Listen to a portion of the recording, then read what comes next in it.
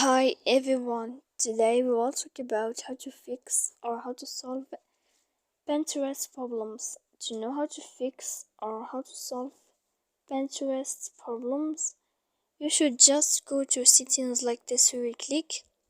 After that, in this page, we go to apps, default apps, app settings. When you will see this list, you will go down to find the application of Pinterest and you will enter.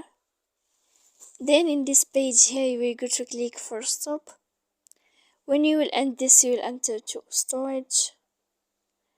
After that, we click clear cache. Then you will go to click clear data. And when you will end all this stuff, as you see here, you can update your application. So please don't forget to support us by like and subscribe. See you next time in another video. And thank you for watching.